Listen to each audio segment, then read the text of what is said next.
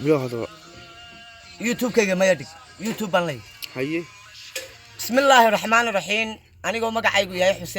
حسين مانديلا waxaan cod dheer iyo cod gaaban aan u gaarsiinayaa madaxweynaha qaranka Soomaaliland waliba aan leeyahay madaxweyne ummadda shacabka Soomaaliland oo dhan baa ku dooratay waxa lagu doortay inaad ummadda u adeegto oo ummadda hoos u eegto Cabdimaalik ayaan jecelahay inaad xabsiga ka sii deyso oo afis u bixiso midna madaxweyne anigoo ku hadlaya magaca muwaadinimo iyo tayada oo afayeenka barnaamijka hiil walaal aan ku magac darsaday oo Xuseen Mandela waxaan ka codsanayaa madaxweynaha qaranka Soomaaliland adiga hogaaminaya adiga diiradu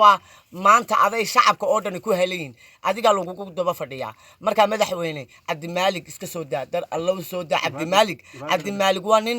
dalka iyo dadka maatida wuxuu qaban jiray Cabdimaalik waa nin odaya oo way arag dhameystirana oo xogta nolosha og marka waxaan ka codsanayaa madaxweyne inaad Cabdimaalik العفيس بحسه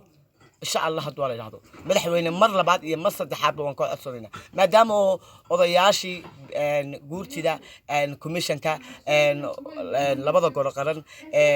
شعب كرهي سوماليلاند إلا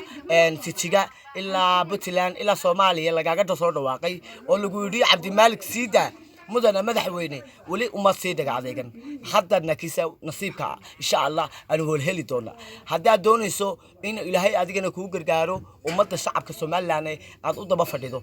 المسؤولية ده وجو حل ساعتين كرسي جاو هايسطو وحويان هذا لقى فردي مدحويني قرن كاتي عبد الملك سيدا